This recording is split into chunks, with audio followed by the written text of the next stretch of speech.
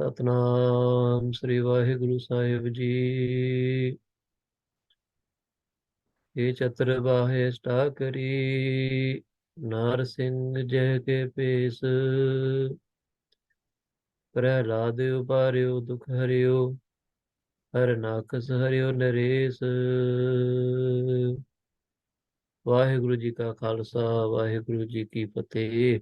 ਹਾਂਜੀ, ਸ਼ੁਰੂ ਕਰੀਏ। सोया जग बीरन के कर तीर हरे। ਕਹਿੰਦੇ ਨੇ ਉਹ ਪਰਮਾਤਮਾ ਕਿਹੋ ਜਿਹਾ ਹੈ, ਉਹਦੀ ਸ਼ਕਤੀ ਦਾ ਕੋਈ ਪਾਰ ਉਤਾਰਾ ਨਹੀਂ, ਕੋਈ ਨਹੀਂ ਜਾਣ ਸਕਦਾ ਕਿ ਉਹਦੀ ਸ਼ਕਤੀ ਕਿੱਥੇ ਤੱਕ ਹੈ ਤੇ ਕਿਹੋ ਜਿਹਾ ਉਹ ਕਰਮ ਕਰਦਾ ਹੈ। ਜਿਹੜੇ ਵੱਡੇ ਵੀਰ ਸੀਗੇ, ਵੱਡੇ ਯੋਧੇ ਸੀ, ਉਹਨਾਂ ਦੇ ਹੱਥੋਂ ਵੀ ਸ਼ਸਤਰ ਤੇ ਅਸਤਰ ਖੋਹ ਲੈਂਦਾ ਹੈ ਤੇ ਉਹ ਆਪਣੇ ਸ਼ਸਤਰਾਂ ਤੋਂ ਪਰੇ ਹੋ ਜਾਂਦੇ ਨੇ। ਸੋ ਇਹੋ ਜਿਹੇ ਵੀਰ ਜਿਹੜੇ ਕਹਿੰਦੇ ਆ ਕਿ ਅਸੀਂ ਆਪਣੇ ਕਦੇ ਵੀ ਸ਼ਸਤਰਾਂ ਦਾ ਤਿਆਗ ਨਹੀਂ ਕਰਦੇ, ਰਣ ਮੈਦਾਨ ਦੇ ਵਿੱਚ ਡਟ ਕਰਕੇ ਅਸੀਂ ਯੁੱਧ ਕਰਦੇ ਹਾਂ। ਉਹਨਾਂ ਦੇ ਜਿਵੇਂ ਕੋਈ ਸਮਾਂ ਆ ਜਾਵੇ ਤੇ ਅਕਾਲ ਪੁਰਖ ਖੇਡ ਖੇਡ ਕੇ ਉਹਨਾਂ ਦੇ ਹੱਥੋਂ ਸ਼ਸਤਰ ਉਹਨਾਂ ਨੂੰ ਨਿਹੱਥਾ ਕਰ ਦਿੰਦਾ ਹੈ। ਹਾਂਜੀ।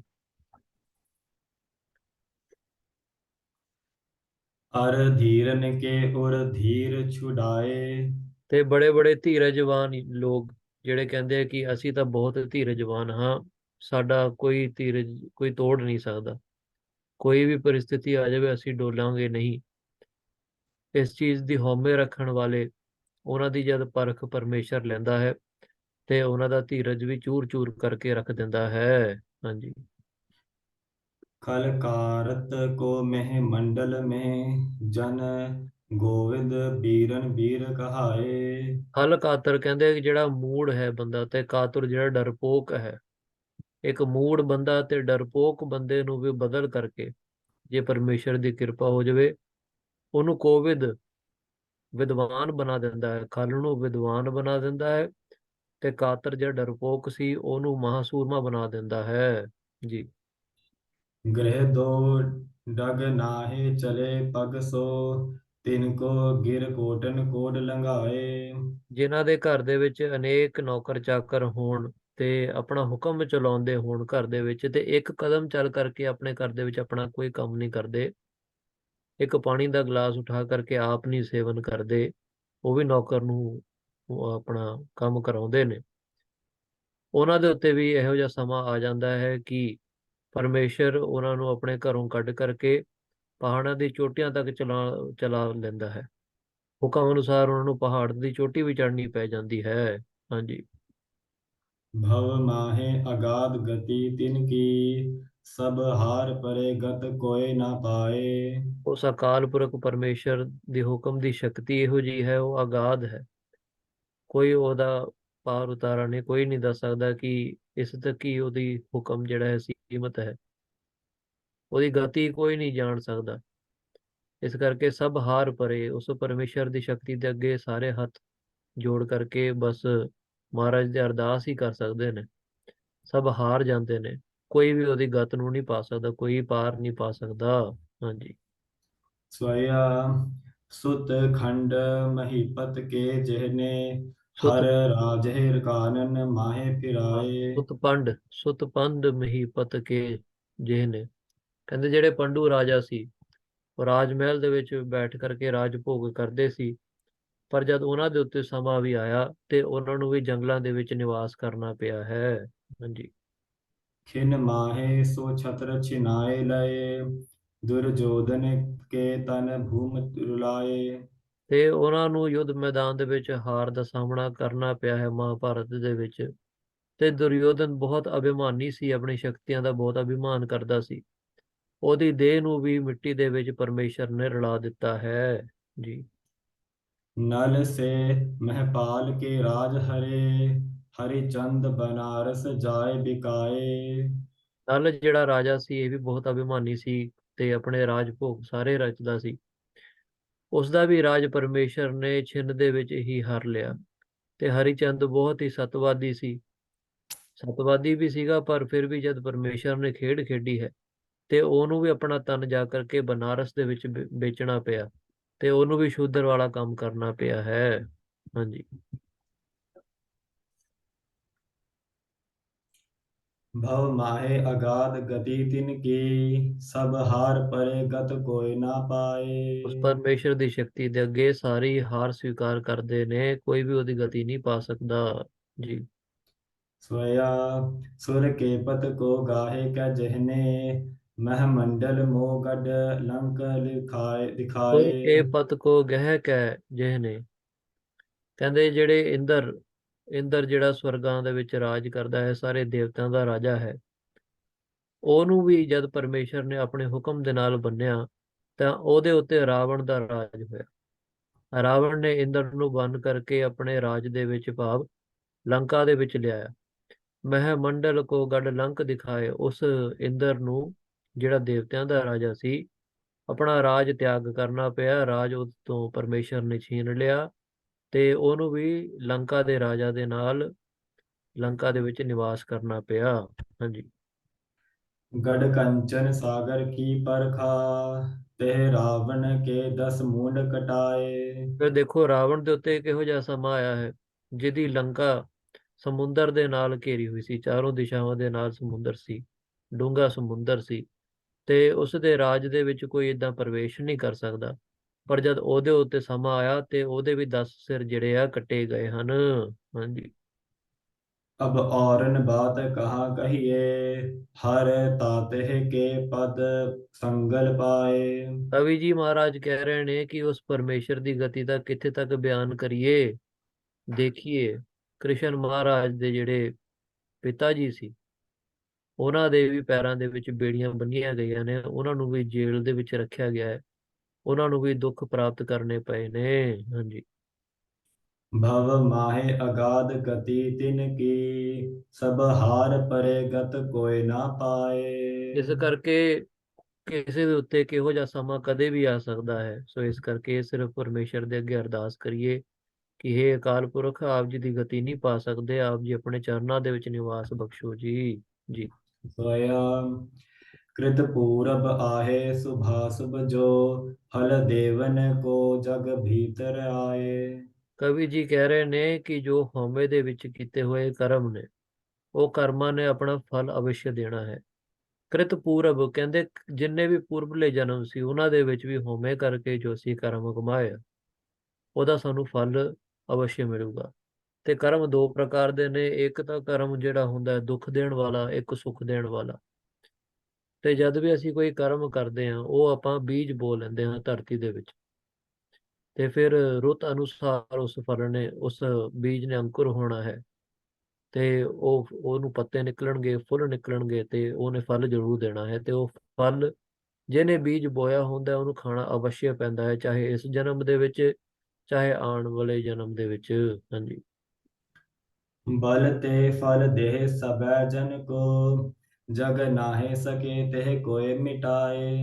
ਤੇ ਜੋ ਵੀ ਇਹ ਕਰਮ ਨੇ ਬੜੇ ਬਲਵਾਨ ਨੇ, ਹਉਮੈ ਦੇ ਵਿੱਚ ਕੀਤੇ ਹੋਏ ਜਿਹੜੇ ਕਰਮ ਨੇ ਬੜੇ ਬਲਵਾਨ ਨੇ, ਇਹ ਸਾਰੇ ਚੀਜ਼ਾਂ ਨੂੰ ਠੋਕਰ ਮਾਰ ਕਰਕੇ ਫਲ ਦੇਣ ਆ ਜਾਂਦੇ ਨੇ। ਹੁਣ ਕਰਮਾਂ ਦੀ ਜਿਹੜੀ ਗਤੀ ਹੈ ਦੋ ਪ੍ਰਕਾਰ ਦੀ ਹੁੰਦੀ ਹੈ, ਇੱਕ ਹੁੰਦੇ ਮੱਧ ਮੱਧ ਗਤੀ ਵਾਲੇ, ਮੱਧੇ ਗਤੀ, ਤੇ ਇੱਕ ਹੁੰਦੇ ਤੀਵਰ ਗਤੀ ਵਾਲੇ। ਤੀਵਰ ਗਤੀ ਵਾਲੇ ਜਿਹੜੇ ਹੁੰਦੇ ਆ, ਜਿੱਦਾਂ ਦ੍ਰਿਸ਼ਟਾਂਤ ਦੇਵਾਂ ਕਿ ਤੁਸੀਂ ਕਿਸੇ ਨੂੰ ਚਪੇੜ ਮਾਰਿਆ ਤੇ ਉਹ ਉਲਟਾ ਤੁਹਾਨੂੰ ਗਾਲ ਉਸੇ ਵੇਲੇ ਦਊਗਾ, ਜਾਂ ਉਹ ਤੁਹਾਨੂੰ ਚਪੇੜ ਮਾਰ ਦੂਗਾ, ਇਹ ਤੀਵਰ ਗਤੀ ਵਾਲੇ ਕਰਮ ਹੋ ਗਏ। ਹੁਣੀ ਕਰਮ ਕੀਤਾ ਸੀ, ਹੁਣੀ ਉਹਦਾ ਨਤੀਜਾ ਮਿਲ ਗਿਆ।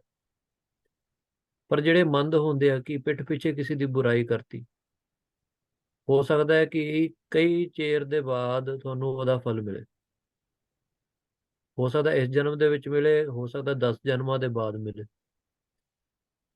ਸੋ ਇਹ ਦੋ ਤਰੀਕੇ ਦੇ ਕਰਮ ਹੁੰਦੇ ਨੇ, ਇੱਕ ਥੋੜੇ ਸਮੇਂ ਦੇ ਵਿੱਚ ਹੀ ਫਲੀਭੂਤ ਹੋ ਜਾਂਦੇ ਨੇ, ਇੱਕ ਬੜਾ ਚਿਰ ਲਾ ਦਿੰਦੇ ਨੇ ਆਪਣਾ ਫਲ ਦੇਣ ਲਈ, ਪਰ ਇਹਨਾਂ ਨੇ ਆਪਣਾ ਫਲ ਜ਼ਰੂਰ ਦੇਣਾ ਹੈ। ਹਾਂਜੀ। निसपेखन ढील है तार समं, वस लोगन को बहु भांत फिराए।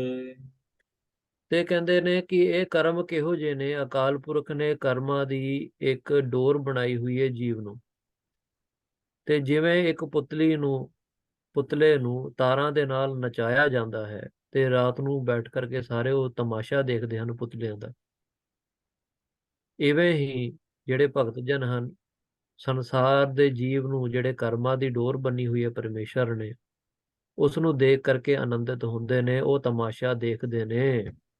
ਹਾਂਜੀ। भव माहे अगाध गति दिन की, सब हार परे गत कोई ना पाए। ਉਹ ਅਕਾਲ ਪੁਰਖ ਪਤੀ ਪਰਮੇਸ਼ਰ ਦੀ ਗਤ ਕੋਈ ਨਹੀਂ ਪਾ ਸਕਦਾ, ਸਾਰੇ ਥੱਕ ਚੁੱਕੇ ਹਨ। ਹਾਂਜੀ। दोहरा खोटन की संगत करे, करे लोभ जन जोए। ਹਾਂ, ਇਹ ਹੁਣ ਚੰਗੀ ਤਰ੍ਹਾਂ ਸਮਝੋ। ਕਹਿੰਦੇ ਜਿਹੜੇ सुनो ਖੋਟੇ, सकल। ਹਾਂਜੀ, ਕਹਿੰਦੇ ਨੇ ਜਿਹੜੇ ਖੋਟੇ ਬੰਦਿਆਂ ਦੀ ਸੰਗਤ ਕਰਦਾ ਹੈ, ਖੋਟਨ ਕੀ ਸੰਗਤ ਕਰੇ, ਸਿਰਫ ਬੰਦਿਆਂ ਦੀ ਨਹੀਂ, ਕਈ ਚੀਜ਼ਾਂ ਜਿਵੇਂ ਗਾਣੇ ਹੋ ਗਏ ਖੋਟੇ, ਖੋਟੀਆਂ ਮੂਵੀਆਂ ਹੋ ਗਈਆਂ, ਖੋਟੇ ਪੁਸਤਕ ਹੋ ਗਏ, ਠੀਕ ਹੈ। ਇਹੋ ਜਿਹੇ ਖੋਟੇ ਚੀਜ਼ਾਂ ਦੀ ਜੇ ਕੋਈ ਸੰਗਤ ਕਰੇ, ਕਰੇ ਲੋਭ ਜਨ ਕੋਏ, ਕਿਉਂਕਿ ਲੋਭ ਹੋ ਕਰਕੇ, ਗਰੀਡ ਹੋਣ ਕਰਕੇ ਉਹ ਖੋਟਿਆਂ ਦੀ ਸੰਗਤ ਦੇ ਵਿੱਚ ਜਾਂਦਾ ਹੈ। ਹਾਂਜੀ। ਸੁਨੋ ਸਕਲ ਸਾਚੀ ਕਹੋ, ਦੁਖੀ ਹੋਏ ਜਗ ਸੋਏ। ਕਹਿੰਦੇ ਨੇ ਸੁਣੋ ਜੀ ਸਰੋਤੇ ਜਣੋ, ਇਹ ਸੱਚ ਕਰਕੇ ਜਾਣੋ ਕਿ ਉਹ ਜ਼ਰੂਰ ਦੁੱਖ ਪਾਉਣਗੇ ਜਿਨ੍ਹਾਂ ਨੇ ਖੋਟਿਆਂ ਦੀ ਸੰਗਤ ਕੀਤੀ ਹੈ। ਅੱਗੇ ਆਉਣ ਵਾਲੇ ਸਵਈਆ ਦੇ ਵਿੱਚ ਕਵੀ ਜੀ ਸਾਨੂੰ ਦ੍ਰਿਸ਼ਟਾਂਤ ਦੇ ਕਰਕੇ ਸਮਝਾਉਣਗੇ। ਹਾਂਜੀ। सोया तिल तेल के संग लहे दुख को, रस संगे ते जग दीख पिड़ाए। ਕਹਿੰਦੇ ਜਿਵੇਂ ਤਿਲਾਂ ਦੇ ਵਿੱਚ ਤੇਲ ਹੁੰਦਾ ਹੈ ਤੇ ਉਹਨੂੰ ਕੋਲੂ ਦੇ ਵਿੱਚ ਪੀਆ ਜਾਂਦਾ ਹੈ ਤੇ ਉਹਦੇ ਵਿੱਚੋਂ ਤੇਲ ਕੱਢਿਆ ਜਾਂਦਾ ਹੈ। ਤੇ ਤਿਲਾਂ ਨੂੰ ਕਿਉਂ ਦੁੱਖ ਸਹਿਣਾ ਪਿਆ? ਕਿਉਂਕਿ ਉਹਦੇ ਵਿੱਚ ਤੇਲ ਸੀ, ਉਹਦੇ ਵਿੱਚ ਰਸ ਸੀ, ਤੇ ਰਸ ਹੋਣ ਕਰਕੇ ਉਹਨੂੰ ਦੁੱਖ ਸਹਾਰਨਾ ਪਿਆ ਹੈ। ਹਾਂਜੀ। फल संगत पाप ईट सहे, अर गंध के संगे फूल तपाए। ਕਹਿੰਦੇ ਫਿਰ ਜਿਹੜੇ ਫਲ ਬ੍ਰਿਛ ਦੇ ਉੱਤੇ ਟੰਗੇ ਹੁੰਦੇ ਹਨ, ਉਹਨਾਂ ਨੂੰ ਪੱਥਰ ਸਹਾਰਨੇ ਪੈਂਦੇ ਨੇ, ਇੱਟਾਂ ਸਹਾਰਨੀਆਂ ਪੈਂਦਾ ਨੇ। ਪਰ ਜਿਹੜੇ ਫਲ ਜਿਨ੍ਹਾਂ ਦੇ ਵਿੱਚ ਕੋਈ ਰਸ ਨਹੀਂ, ਕੋਈ ਗੁਣ ਨਹੀਂ, ਉਹਨਾਂ ਨੂੰ ਕੋਈ ਛੇੜਦਾ ਵੀ ਨਹੀਂ। ਤੇ ਜਿਹੜੇ ਫਲ ਵਾਲੇ ਹੁੰਦੇ ਆ ਉਹਨਾਂ ਦੇ ਉੱਤੇ ਲੋਕ ਪੱਥਰ ਵੀ ਮਾਰਦੇ ਹਨ, ਉਹਨਾਂ ਨੂੰ ਡਾਲੀਆਂ ਤੋਂ ਤੋੜ ਵੀ ਲੈਂਦੇ ਨੇ। ਅਰ ਗੰਧ ਕੀ ਸੰਗ ਹੈ ਫੂਲ ਤਪਾਏ। ਕਹਿੰਦੇ ਫੂਲ ਜਿਹੜੇ ਖਿਲੇ ਹੁੰਦੇ ਨੇ, ਜੇ ਤਾਂ ਉਹ ਗੰਧ ਵਾਲੇ ਹੋਣ ਤਾਂ ਉਸੇ ਵੇਲੇ ਲੋਕ ਉਹਨੂੰ ਤੋੜ ਕਰਕੇ ਆਪਣੇ ਘਰ ਲੈ ਜਾਂਦੇ ਆ। ਕਈ ਆਪਣੇ ਬਾਲਾਂ ਦੇ ਵਿੱਚ ਸਜਾ ਲੈਂਦੇ ਨੇ, ਕਈ ਆਪਣੇ ਇਸ਼ਟ ਨੂੰ ਚੜਾ ਦਿੰਦੇ ਨੇ। ਸੋ ਜਿਹੜੇ ਜਿਹੜੇ ਲੋਕ ਗੁਣਾਂ ਦੇ ਨਾਲ ਹੁੰਦੇ ਨੇ, ਗੁਣਾਂ ਦੀ ਸੰਗਤ ਕਰਦੇ ਨੇ ਜਾਂ ਅਵਗੁਣ ਦੀ ਸੰਗਤ ਵੀ ਹੁੰਦੀ ਹੈ, ਉਹਨਾਂ ਨੂੰ ਦੁੱਖ ਸਹਾਰਨਾ ਪੈਂਦਾ ਹੈ। ਹਾਂਜੀ। कर तंदुल संगत को जग में, पुन सीस बिखे दुख मूसल खाए। ਤੰਦੁਲ ਹੁੰਦੇ ਆ ਚੌਲ, ਤੇ ਚੌਲਾਂ ਨੂੰ ਆਪਣੇ ਮੂਲ ਤੋਂ ਵੱਖ ਕਰਨ ਲਈ ਝਾੜਨਾ ਪੈਂਦਾ ਹੈ। ਕਿਉਂਕਿ ਹੁਣ ਚੌਲ ਖਾਣ ਵਾਲੀ ਪਦਾਰਥ ਹੈ ਤੇ ਉਹਦੇ ਵਿੱਚ ਗੁਣ ਹੈ, ਤੇ ਉਹਨੂੰ ਵੀ ਦੁੱਖ ਸਹਾਰਨਾ ਪਿਆ ਹੈ, ਚੋਟ ਖਾਣੇ ਪਏ ਹਨ। ਹਾਂਜੀ।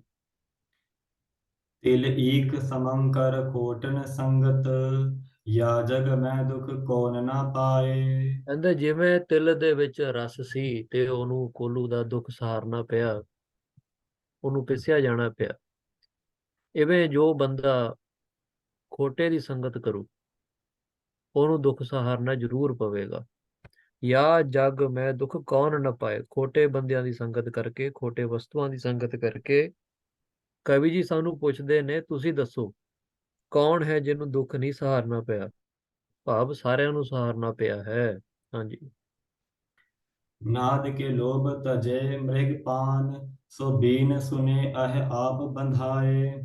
ਕਹਿੰਦੇ ਨਾਦ ਨੂੰ ਸੁਣ ਕਰਕੇ ਮ੍ਰਿਗ ਜਿਹੜਾ ਹੈ ਭੱਜਦਾ ਹੈ, ਕਿਉਂਕਿ ਨਾਦ ਦੇ ਵਿੱਚ ਉਹਦਾ ਮੋਹ ਹੈ, ਮੋਹ ਦੇ ਕਰਕੇ ਉਹ ਖਿੱਚਿਆ ਜਾਂਦਾ ਹੈ, ਤੇ ਸ਼ਿਕਾਰੀ ਉਹ ਸ਼ਿਕਾਰ ਖੇਡ ਕਰਕੇ ਉਹਨੂੰ ਮਾਰ ਦਿੰਦਾ ਹੈ।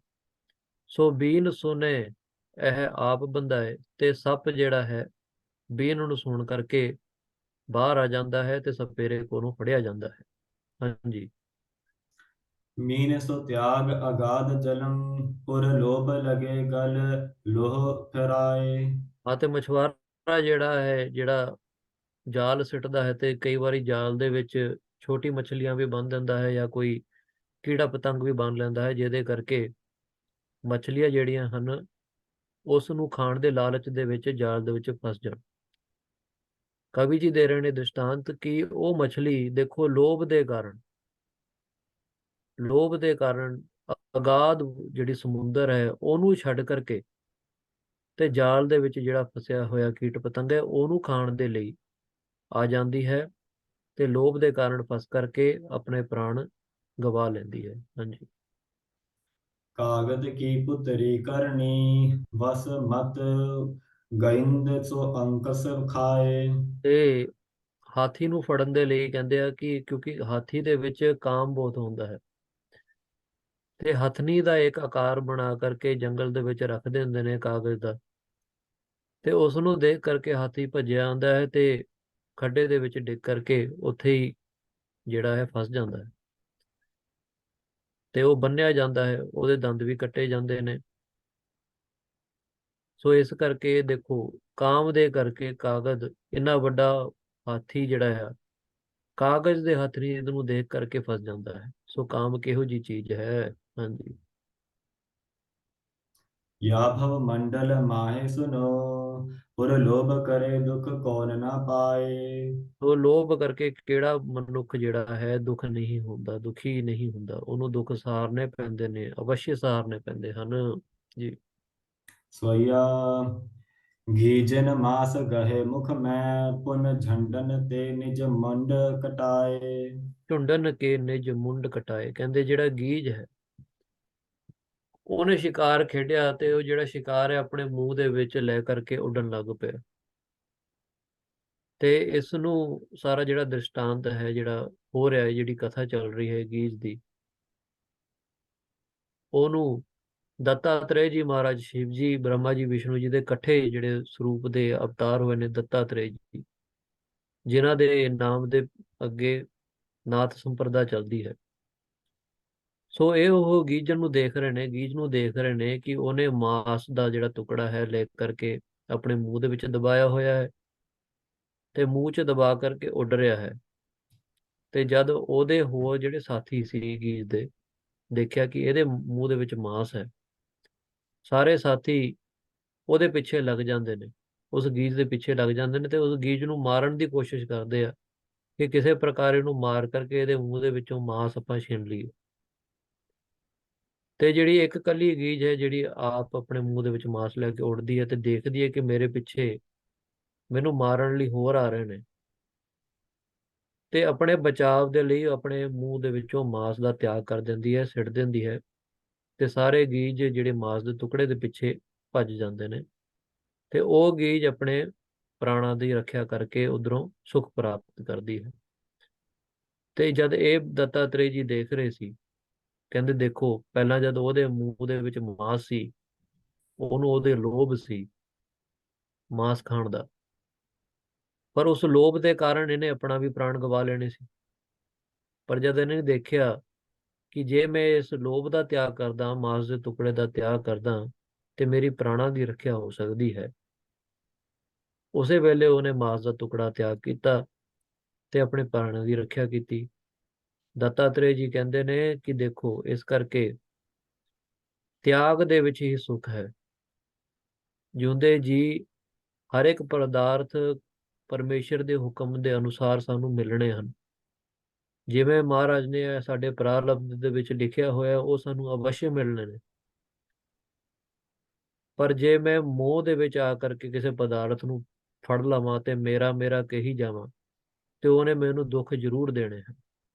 ਜਦ ਕਾਲ ਰੂਪੀ ਦਾਨਵ, ਕਾਲ ਦੇ ਜਿਹੜੇ ਰੂਪ ਦੇ ਵਿੱਚ ਜਦ ਮੇਰੀ ਮੌਤ ਆਵੇਗੀ, ਤਦ ਮੈਂ ਇਹ ਜਿਹੜਾ ਲੋਭ ਹੈ ਜੇ ਮੈਂ ਰੱਖਿਆ ਹੋਵੇ, ਤਦ ਤਾਂ ਮੈਂ ਅਵश्य ਮਰ ਜਾਵਾਂਗਾ। ਪਾਪ ਮੈਂ ਆਪਣੀ ਹਉਮੈ ਕਰਕੇ ਮਾਰਿਆ ਜਾਵਾਂਗਾ, ਮੈਨੂੰ ਹੋਰ ਜਨਮ ਸਹਿਣੇ ਪੈਣੇ ਆ, ਹੋਰ ਦੁੱਖ ਮਿਲ ਜੂਗੇ। ਪਰ ਜੇ ਮੈਂ ਇਸ ਲੋਭ ਨੂੰ ਹੁਣੀ ਤਿਆਗ ਦੇਵਾਂ, ਤੇ ਫਿਰ ਕਾਲ ਵੀ ਮੇਰਾ ਕੁਝ ਨਹੀਂ ਵਿਗਾੜ ਸਕਦਾ। ਹਾਂਜੀ। भृंग बलि पिख कंच प्रभा उर लोभ लगे ते माहे बंधाए। ਤੇ ਜਿਹੜਾ ਭੌਰਾ ਹੈ ਉਹ ਕਹਿੰਦੇ ਬੜੀ ਬਹੁਤ ਬਲੀ ਹੈ, ਪੁਸ਼ਪਾਂ ਦੇ ਉੱਤੇ ਬੈਠ ਕਰਕੇ ਉਹਦੀ ਸੁਗੰਧ ਲੈਂਦਾ ਹੈ, ਤੇ ਆਪਣੇ ਆਪ ਨੂੰ ਬਲੀ ਕਹਾਉਂਦਾ ਹੈ ਕਿਉਂਕਿ ਇੱਕ ਫੁੱਲ ਦੇ ਉੱਤੇ ਬੈਠ ਕਰਕੇ ਦੂਜੇ ਦੇ ਉੱਤੇ ਵੀ ਚਲ ਜਾਂਦਾ ਹੈ, ਏਦਾਂ ਅਨੇਕਾਂ ਫੁੱਲਾਂ ਦੇ ਉੱਤੇ ਬੈਠ ਜਾਂਦਾ ਹੈ। ਪਰ ਕਈ ਵਾਰੀ ਇਹੋ ਜਿਹੇ ਫੁੱਲਾਂ ਦੇ ਉੱਤੇ ਬੈਠ ਜਾਂਦਾ ਹੈ ਜਿਹੜੇ ਫੁੱਲ ਬੰਦ ਹੁੰਦੇ ਨੇ, ਜਾਂ ਜਿਹੜੇ ਕਈ ਵਾਰੀ ਇਦਾਂ ਦੇ ਫੁੱਲ ਨਹੀਂ ਹੁੰਦੇ ਜਿਹੜੇ ਇਨਸੈਕਟ ਖਾਂਦੇ, ਉਹਨਾਂ ਦੇ ਉੱਤੇ ਜਾ ਕਰਕੇ ਬੈਠ ਜਾਂਦਾ ਹੈ, ਕਿਉਂਕਿ ਉਹਦੇ ਵਿੱਚ ਲੋਭ ਸੀ ਕਿ ਬਈ ਇਹਦਾ ਵੀ ਰਸ ਲੈ ਲਈਏ। ਅਗਿਆਨਤਾ ਵਸ਼ ਹੋ ਕਰਕੇ ਲੋਭ ਦੇ ਵਸ ਆ ਜਾਂਦਾ ਹੈ, ਤੇ ਇਹੋ ਜਿਹੇ ਫੁੱਲਾਂ ਦੇ ਉੱਤੇ ਬੈਠ ਜਾਂਦਾ ਹੈ, ਜਿਹਦੇ ਕਰਕੇ ਉਹਦੀ ਮੌਤ ਹੁੰਦੀ ਹੈ। ਹਾਂਜੀ। रूप के लोभ पतंग दहे, अर चोग के लोभ बिहंग फहाए। ਰੂਪ ਕਹਿੰਦੇ ਜੋਤ ਨੂੰ ਦੇਖ ਕਰਕੇ ਜਿਹੜਾ ਪਤੰਗਾ ਹੈ, ਅਗਨ ਦੇ ਵਿੱਚ ਆਪਣੇ ਸਰੀਰ ਦਾ ਬਲਿਦਾਨ ਦੇ ਦਿੰਦਾ ਹੈ, ਕਿਉਂਕਿ ਉਹਨੂੰ ਜੋਤੀ ਦੇ ਨਾਲ ਲੋਭ ਹੁੰਦਾ ਹੈ। ਪਰ ਚੋਗੇ ਨੂੰ ਦੇਖ ਕਰਕੇ ਜਿਹੜੇ ਪੰਛੀਆਂ ਨੇ, ਉਹ ਉਹ ਜਾਲ ਦੇ ਵਿੱਚ ਫਸ ਜਾਂਦੇ ਨੇ। ਹਾਂਜੀ। या भव मंडल माहे सुनो, उर लोभ जगे दुख कौन ना पाए। ਇਸ ਕਰਕੇ ਦੇਖੋ, ਇਸ ਭਵ ਮੰਡਲ, ਭਵ ਰੂਪੀ ਜਿਹੜਾ ਇਹ ਮੰਡਲ ਹੈ ਸੰਸਾਰ, ਇਸ ਦੇ ਵਿੱਚ ਲੋਭ ਕਰਕੇ ਕੌਣ ਦੁੱਖ ਨੂੰ ਨਹੀਂ ਪ੍ਰਾਪਤ ਕਰਦਾ, ਭਾਵ ਸਾਰੇ ਹੀ ਦੁੱਖ ਨੂੰ ਪ੍ਰਾਪਤ ਕਰਦੇ ਹਨ। ਜੀ। सोया विद मानव देह रची जग में, यह ते सब लोगन को हित होई। वेद ਦਾ ਅਰਥ ਹੈ ਬ੍ਰਹਮਾ। ਜਦ ਬ੍ਰਹਮਾ ਜੀ ਨੇ ਸ੍ਰਿਸ਼ਟੀ ਬਣਾਈ ਹੈ, ਬ੍ਰਹਮਾ ਜੀ ਨੂੰ ਅਕਾਲ ਪੁਰਖ ਨੇ ਸ੍ਰਿਸ਼ਟੀ ਸਾਜਣ ਦੀ ਜਿਹੜੀ ਸ਼ਕਤੀ ਦਿੱਤੀ, ਉਹਦੇ ਨਾਲ ਜਦ ਸ੍ਰਿਸ਼ਟੀ ਬਣਾਈ ਗਈ, ਵਿਦ ਮਾਨਵ ਦੇਹ ਰਚੀ ਜਗ ਮੈਂ, ਇਸ ਸੰਸਾਰ ਦੇ ਵਿੱਚ ਉਹਨਾਂ ਨੇ ਫਿਰ ਮਾਨਵ ਨੂੰ ਬਣਾਇਆ, ਮਨੁੱਖਾਂ ਨੂੰ ਬਣਾਇਆ। ਇਹ ਤੇ ਸਭ ਲੋਗਨ ਕੋ ਹਿਤ ਹੋਈ, ਤੇ ਜਦ ਮਨੁੱਖ ਬਣਾ ਦਿੱਤੇ, ਮਨੁੱਖ ਆਪਣੇ ਭਜਨ ਬੰਦਗੀ ਕਰਕੇ ਸਾਰੇ ਹੀ ਮੁਕਤ ਹੋਣ ਲੱਗ ਗਏ। ਤੇ ਬ੍ਰਹਮਾ ਜੀ ਸੋਚਦੇ ਨੇ ਕਿ ਸਾਰੇ ਹੀ ਮੁਕਤ ਹੋਈ ਜਾਂਦੇ ਆ, ਤੇ ਮੇਰੇ ਇਸ ਰਚਨਾ ਨੂੰ ਰਚ ਕਰਕੇ ਫਾਇਦਾ ਕੀ ਹੋਇਆ। ਥੋੜੇ ਚਿਰ ਦੇ ਵਿੱਚ ਤਾਂ ਸਾਰੇ ਹੀ ਜਿਹੜੇ ਜੂਨ ਹਨ, ਜੀਵ ਆਤਮਾ ਨੇ, ਸਾਰੀ ਮੋਕਸ਼ ਨੂੰ ਪ੍ਰਾਪਤ ਕਰ ਲੈਣਗੇ, ਤੇ ਮੇਰੇ ਬਣਾਏ ਦਾ ਕੋਈ ਫਾਇਦਾ ਨਹੀਂ। ਇੰਨੀ ਮੈਂ ਘਾਲਣਾ ਕਾਲੀ, ਇੰਨੇ ਸਾਲ ਤਪੱਸਿਆ ਕੀਤੀ ਹੈ ਸ਼ਕਤੀ ਪਾ ਕਰਕੇ, ਤੇ ਜੇ ਸਾਰੇ ਹੀ ਇੱਥੇ ਮੁਕਤ ਹੋ ਗਏ, ਇੱਥੇ ਤਾਂ ਕੋਈ ਖੇਡ ਨਹੀਂ ਹੋਣਾ ਸ੍ਰਿਸ਼ਟੀ ਦੇ ਵਿੱਚ। ਸੋ ਉਸ ਨੂੰ ਸੋਚ ਕੇ, ਹਾਂਜੀ। इन मैं शुभ साधन को कर कै, जग की पदवी नह हेतन होई।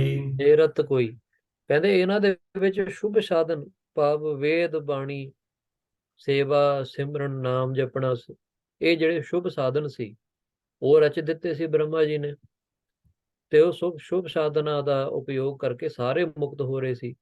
ਜਗ ਕੀ ਪਦਵੀ ਨਹਿ ਹਿਰਤ ਕੋਈ, ਕਹਿੰਦੇ ਇਸ ਜਗਤ ਦੇ ਵਿੱਚ ਰਹੂਗਾ ਕੌਣ ਜੇ ਸਾਰੇ ਮੁਕਤ ਹੋ ਗਏ। ਹਾਂਜੀ। जग नाहे रहे यह संक भई, पुन भूख प्यास रचे बिद को दोई। ਫਿਰ ਇਹ ਸ਼ੰਕਾ ਬ੍ਰਹਮਾ ਜੀ ਦੇ ਮਨ 'ਚ ਹੋਈ ਕਿ ਜੇ ਇਸ ਜਗਤ ਦੇ ਵਿੱਚ ਕੋਈ ਰਹੂਗਾ ਨਹੀਂ, ਫਿਰ ਮੈਂ ਕੀ ਕਰਾਂਗਾ। ਮੇਰੀ ਜਿਹੜੀ ਸੇਵਾ ਹੈ ਉਹ ਤਾਂ ਖਤਮ ਹੋ ਜਾਵੇਗੀ ਰਚਨਾ ਕਰਨ ਦੀ।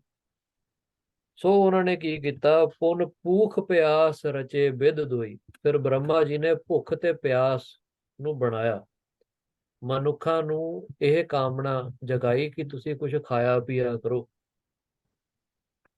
ਠੀਕ ਹੈ ਜੀ। ਤੇ ਉਹਦੇ ਕਰਕੇ ਲੋਕ ਫਿਰ ਕਾਰ ਵਿਹਾਰ ਦੇ ਵਿੱਚ ਵਿਅਸਤ ਹੋ ਗਏ। ਹਾਂਜੀ। जिस ते सब साधन धूर मिले, दुख कोय निवारण दोरत लोई। ਤੇ ਆਪਣੇ ਦੁੱਖਾਂ ਨੂੰ ਨਿਵਾਰਨ ਦੇ ਲਈ, ਦੁੱਖ ਕਿਹੜੇ ਸੀ, ਭੁੱਖ ਤੇ ਪਿਆਸ ਨੂੰ ਨਿਵਾਰਨ ਲਈ, ਇਸ ਨੂੰ ਸੰਤੁਸ਼ਟ ਕਰਨ ਲਈ, ਭੁੱਖ ਤੇ ਪਿਆਸ ਨੂੰ ਖਤਮ ਕਰਨ ਲਈ ਲੋਕ ਕਾਰ ਵਿਹਾਰ ਕਰਨ ਲੱਗ ਪਏ, ਇੱਧਰ ਉੱਧਰ ਜਾ ਕਰਕੇ ਸਮਾਨ ਜਿਹੜਾ ਹੈ ਇਕੱਠਾ ਕਰਨ ਲੱਗ ਪਏ। ਜਿਸ ਤੇ ਸਭ ਸਾਧਨ ਧੂਰ ਮਿਲੇ, ਜਿਹੜੇ ਪਹਿਲਾਂ ਸ਼ੁਭ ਕਰਮ ਸੀ, ਨਾਮ ਜਪਣਾ, ਸੇਵਾ ਕਰਨੀ, ਉਹ ਸਾਰਿਆਂ ਨੇ ਘੱਟ ਕਰਤਾ, ਭਾਵ ਵਿਸਾਰ ਦਿੱਤਾ, ਸਾਰੇ ਭੁੱਲ ਗਏ ਕਿ ਨਾਮ ਵੀ ਜਪਣਾ ਸੀ। ਹੁਣ ਆਪਣਾ ਸਿਰਫ ਢਿੱਡ ਨੂੰ ਭਰਨ ਦੇ ਲਈ ਸਾਰੇ ਕੰਮ ਕਰਦੇ ਆ, ਤੇ ਹੁਣ ਉਹ ਜਗਤ ਦੇ ਵਿੱਚ ਹੀ ਰਹਿਣ ਲੱਗ ਪਏ, ਭਾਵ ਮੁਕਤ ਕੋਈ ਨਹੀਂ ਹੁੰਦਾ, ਬਾਰ-ਬਾਰ ਜਨਮ ਮਰਨ ਦੇ ਗੇੜ ਦੇ ਵਿੱਚ ਲੱਗੇ ਹੋਏ ਨੇ, ਤੇ ਇਸ ਕਰਕੇ ਬ੍ਰਹਮਾ ਜੀ ਦੀ ਜਿਹੜੀ ਸੇਵਾ ਹੈ ਉਹ ਚੱਲੀ ਜਾਂਦੀ ਹੈ। ਹਾਂਜੀ। सोया रे मन जो फल तोहे रचियो बिद, आवह गो तज संक पिसाची। ਕਹਿੰਦੇ ਫਿਰ ਜਗ ਦੇ ਵਿੱਚ ਰਚਨਾ ਕਰ ਕਰਕੇ ਵਿਦ ਨੇ, ब्रह्मा जी ने जो ਲੇਖ ਲਿਖਤੇ ਹਨ, ਪਰਮੇਸ਼ਰ ਨੇ ਜੋ ਬ੍ਰਹਮਾ ਜੀ ਦੇ ਮਨ ਦੇ ਵਿੱਚ ਮਨੁੱਖਾਂ ਦੇ ਲਈ ਲੇਖ ਲਿਖੇ, ਪਾਵੇਗੋ ਤਜ ਸੰਖ 85, ਕਹਿੰਦੇ ਚਾਹੇ ਤੂੰ ਤਰੀਕੇ ਤਰੀਕੇ ਦੇ ਸ਼ੰਕਾ ਕਰਨ, ਨਹੀਂ ਸ਼ਾਇਦ ਮੈਂ ਇਹ ਕੰਮ ਕਰਕੇ ਮੈਨੂੰ ਇਹਦਾ ਕਰਮ ਨਹੀਂ ਭੋਗਣਾ ਪੈਣਾ, ਕੋਈ ਨਹੀਂ ਜੀ ਮੈਂ ਮਾਫੀ ਮੰਗ ਲਾਂਗਾ, ਤੇ ਫਿਰ ਮੈਂ ਉਹੀ ਕੰਮ ਕਰ ਲਾਂਗਾ, ਕੋਈ ਨਹੀਂ ਫਿਰ ਮਾਫੀ ਮੰਗ ਲਾਂਗਾ। ਏਦਾਂ ਬਾਰ-ਬਾਰ ਉਹੀ ਕਰਮ ਕਰ ਕਰਕੇ ਬਾਰ-ਬਾਰ ਮਾਫੀਆਂ ਮੰਗੀ ਜਾਂਦੇ ਆ, ਪਰ ਸਾਡੇ ਸੁਭਾਅ ਦੇ ਵਿੱਚ ਕੋਈ ਬਦਲਾਵ ਨਹੀਂ ਆਉਂਦਾ। ਤਾਂ ਅਸੀਂ ਇਹ ਸੋਚਦੇ ਹਾਂ ਕੋਈ ਨਹੀਂ, ਮਹਾਰਾਜ ਤਾਂ ਦਿਆਲੂ ਆ, ਮਹਾਰਾਜ ਨੇ ਤਾਂ ਸਾਨੂੰ ਮਾਫ ਕਰ ਹੀ ਦੇਣਾ, ਚਾਹੇ ਅਸੀਂ ਬਾਰ-ਬਾਰ ਉਹੀ ਗਲਤ ਕੰਮ ਕਰੀ ਜਾਈਏ। ਪਰ ਇਹ ਇੱਥੇ ਕਵੀ ਜੀ ਕਹਿੰਦੇ ਨੇ, ਰੇ ਮਨ ਜੋ ਫਲ ਤੋਹੇ ਰਚਿਓ ਵਿਦ, ਜਿਹੜੇ ਤੇਰੇ ਕਰਮਾਂ ਦੇ ਵਿੱਚ ਫਲ ਲਿਖਿਆ ਹੋਇਆ ਹੈ, ਪਾਵੇ ਗੋ ਤਜ ਸੰਕ 85, ਤੂੰ ਇਹ ਸ਼ੰਕਾ ਛੱਡ ਦੇ ਕਿ ਤੈਨੂੰ ਉਹਨੂੰ ਭੋਗ ਨਹੀਂ ਭੋਗਣਾ ਪੈਣਾ, ਅਵश्य ਤੈਨੂੰ ਭੋਗਣਾ ਪਊਗਾ। ਹਾਂਜੀ। नेह लेह तेह को नर और सो दौरन में मत काहित राची। ਹਾਂ, ਤੇ ਕਈ ਵਾਰੀ ਇਦਾਂ ਦੇਖਿਆ ਜਾਂਦਾ ਨਾ, ਕੋਈ ਮਾਈ ਭਾਈ ਅਪਰਾਧ ਕਰਕੇ ਦੇਗ ਦਾ ਥਾਲ ਸਜਾ ਕਰਕੇ ਗ੍ਰੰਥੀ ਸਿੰਘ ਕੋਲ ਜੀ ਆ ਜਾਂਦੇ ਆ, ਕਹਿੰਦੇ ਹੁਣ ਮੇਰੀ ਅਰਦਾਸ ਕਰ ਦਿਓ ਜੀ। ਤੇ ਗ੍ਰੰਥੀ ਸਿੰਘ ਪੁੱਛਦਾ ਵੀ ਕੀ ਹੋਇਆ, ਕਹਿੰਦਾ ਮੈਂ ਫਲਾਣੇ ਬੰਦੇ ਦਾ ਨੁਕਸਾਨ ਕੀਤਾ ਸੀ। ਤੇ ਗ੍ਰੰਥੀ ਸਿੰਘ ਵੀ ਫਸ ਜਾਂਦਾ, ਹੁਣ ਕੀ ਕਰੀਏ, ਕਿਤੇ ਮੈਂ ਇਹਦੀ ਅਰਦਾਸ ਕਰਕੇ ਇਹਦੇ ਪਾਪ ਜਿਹੜੇ ਆਪਣੇ ਉੱਤੇ ਨਾ ਲੈ ਲਵਾਂ। ਪਰ ਇਦਾਂ ਨਹੀਂ ਹੁੰਦਾ।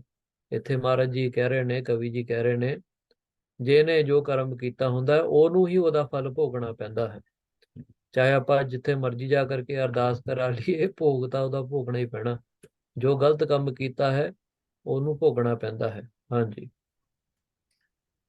यो ਚਾਹੇ ਆਪਾਂ जुग ਚੰਗੇ ते ਕਰਮ ਕਰੀਏ ਮਾੜੇ ਕਰਮ ਕਰੀਏ, ਜੋ ਉਹਦਾ ਫਲ ਸਰੂਪ ਹੋਊਗਾ ਉਹਨੂੰ ਭੋਗਣਾ ਪੈਂਦਾ ਹੈ। ਹਾਂਜੀ। यो जुग ते जुग और है होए, सो तो फल तोहे मिले बिद साची। ਬ੍ਰਹਮਾ ਜੀ ਨੇ ਇਹੋ ਜੀ ਰਚਨਾ ਰਚੀ ਹੈ, ਚਾਹੇ ਇਸ ਜਨਮ ਦੇ ਵਿੱਚ ਕੋਈ ਕਰਮ ਕੀਤਾ ਹੋਵੇ, ਤੇ ਜੇ ਉਹ ਤੀਵਰ ਕਰਮ ਨਾ ਹੋਣ, ਹੋ ਸਕਦਾ ਹੈ ਕਿਸੇ ਜਨਮ ਦੇ ਵਿੱਚ, ਚਾਹੇ 100 ਜਨਮਾਂ ਦੇ ਬਾਅਦ ਜਾ ਕਰਕੇ ਸਾਨੂੰ ਉਹਦਾ ਜਿਹੜਾ ਦੁੱਖ ਲੈਣਾ ਪਵੇ, ਪਰ ਦੁੱਖ ਤਾਂ ਉਹਦਾ ਜ਼ਰੂਰ ਮਿਲੂਗਾ। ਦੁੱਖ ਵੀ ਹੋ ਸਕਦਾ ਹੈ ਤੇ ਸੁੱਖ ਵੀ ਹੋ ਸਕਦਾ ਹੈ। ਚੰਗੇ ਕਰਮਾਂ ਦਾ ਸੁੱਖ ਫਲ ਪ੍ਰਾਪਤ ਹੈ, ਮਾੜੇ ਕਰਮਾਂ ਦਾ ਦੁੱਖ ਫਲ ਹੁੰਦਾ ਹੈ, ਪਰ ਇਹਨੂੰ ਭੋਗਣਾ ਜ਼ਰੂਰ ਪੈਂਦਾ ਹੈ। ਹਾਂਜੀ। होए प्रसन्न सो राम भजो, इत ते उत दोरन मैं मत काची। ਇਸ ਕਰਕੇ ਕਰਮਾਂ ਦੇ ਬੰਨੇ ਹੋਏ ਇੱਧਰ ਉੱਧਰ ਭੱਜਣ ਕਰਕੇ ਨਾ ਆਪਾਂ ਆਪਣਾ ਸਮਾਂ ਜ਼ਾਇਆ ਕਰੀਏ। ਉਹ ਸਮਝ ਲਈਏ ਜੋ ਤਾਂ ਪਿੱਛੇ ਹੋਇਆ ਉਹ ਹੋ ਗਿਆ, ਜੋ ਹੁਆ ਹੁਆ ਸੋ ਜਾਣ, ਮਹਾਰਾਜ ਬਾਣੀ ਦੇ ਵਿੱਚ ਕਹਿੰਦੇ ਨੇ, ਜੋ ਹੋਇਆ ਪਿੱਛੇ ਉਹ ਹੋ ਗਿਆ। ਹੁਣ ਤੂੰ ਆਪਣਾ ਸਮਾਂ ਸੰਭਾਲ ਲੈ, ਹੁਣ ਤੋਂ ਤੂੰ ਰਾਮ ਦਾ ਨਾਮ ਜਪਣਾ ਸ਼ੁਰੂ ਕਰ ਦੇਵੇ, ਤੇ ਜੋ ਵੀ ਸਾਡੇ ਕਰਮਾਂ ਦੇ ਵਿੱਚ ਫਲ ਲਿਖਿਆ ਹੋਵੇਗਾ ਉਹਨੂੰ ਅਸੀਂ ਪ੍ਰਾਰਬਧ ਸਮਝ ਕਰਕੇ ਜੇ ਸਮ ਕਰਕੇ ਭੋਗ ਲਈਏ, ਤੇ ਸਾਡਾ ਪ੍ਰਾਰਬਧ ਕੱਟਿਆ ਜਾਵੇਗਾ। ਤੇ ਸੰਚਿਤ ਕਰਮ ਜਿਹੜੇ ਸੀ ਉਹ ਸਾਰੇ ਨਾਮ ਦੇ ਸ਼ਕਤੀ ਦੇ ਨਾਲ ਜਲ ਕਰਕੇ ਖਾਕ ਹੋ ਜਾਣਗੇ। ਕ੍ਰਿਆਮਨ ਜਿਹੜੇ ਕਰਮ ਨੇ ਉਹ ਕਦੇ ਹੋਣਗੇ ਨਹੀਂ, ਕਿਉਂਕਿ ਅਸੀਂ ਨਾਮ ਜਪੀ ਜਾਂਦੇ ਹਾਂ। ਤੇ ਸਾਨੂੰ ਹਮੇਸ਼ਾ ਇਸ ਗੱਲ ਦੀ ਸੋਝੀ ਹੋਵੇਗੀ ਕਿ ਬਈ ਕਰਤਾ ਪੁਰਖ ਕੌਣ ਹੈ, ਕਿਉਂਕਿ ਅਸੀਂ ਕਰਤਾ ਭਾਵ ਆਪਣੇ ਸਰੀਰ ਦੇ ਨਾਲ ਤੇ ਮਨ ਦੇ ਨਾਲ ਜੋੜ ਲੈਂਦੇ ਹਾਂ। ਇਸ ਕਰਕੇ ਸਾਨੂੰ ਕਰਮਾਂ ਦਾ ਲੇਪ ਲੱਗਦਾ ਹੈ। ਪਰ ਜਦ ਕੋਈ ਨਾਮ ਜਪਦਾ ਹੈ ਤੇ ਉਹਨੂੰ ਇਸ ਗੱਲ ਦੀ ਸੋਝੀ ਹੋ ਜਾਂਦੀ, ਕਿਉਂਕਿ ਮੈਂ ਕਰਤਾ ਤਾਂ ਹੈ ਹੀ ਨਹੀਂ, ਕਰਤਾ ਤਾਂ ਪੁਰਖ ਹੈ, ਕਰਤਾ ਅਕਾਲ ਪੁਰਖ ਹੈ, ਉਹ ਆਤਮਾ ਹੈ। ਫਿਰ ਕਰਮਾਂ ਦੇ ਲੇਪ ਵੀ ਉਹਨੂੰ ਨਹੀਂ ਲੱਗਦੇ, ਸਾਰਾ ਕੁਝ ਮਹਾਰਾਜ ਆਪਣੇ ਉੱਤੇ ਲੈ ਲੈਂਦੇ ਨੇ। ਤੇ ਇਸ ਕਰਕੇ ਜੀਵ ਨੂੰ ਕਰਮਾਂ ਦੇ ਵਿੱਚੋਂ ਜਿਹੜਾ ਬੰਧਨ ਹੈ ਉਹ ਅਕਾਲ ਪੁਰਖ ਜੀ ਦੀ ਸ਼ਕਤੀ ਦੇ ਨਾਲ ਉਹ ਟੁੱਟ ਜਾਂਦੇ ਨੇ। ਮਹਾਰਾਜ ਕਿਰਪਾ ਕਰਨ, ਸਾਨੂੰ ਨਾਮ ਦੇ ਵਿੱਚ ਹੀ ਰੰਗੇ ਰਹਿਣ, ਤਾਂ ਨਾਮ ਦੇ ਵਿੱਚ ਹੀ ਰੰਗਣ, ਸੇਵਾ ਬਖਸ਼ਣ ਤੇ ਨਿਸ਼ਕਾਮ ਕਰਮ ਕਰਨ ਦੀ ਸ਼ਕਤੀ ਬਖਸ਼ਣ। ਇੱਥੇ ਆਪਾਂ ਸੰਪੂਰਨਤਾ ਕਰਦੇ ਹਾਂ। ਵਾਹਿਗੁਰੂ ਜੀ ਕਾ ਖਾਲਸਾ, ਵਾਹਿਗੁਰੂ ਜੀ वाहिगुरु ਕੀ जी की ਫਤਿਹ। फतेह।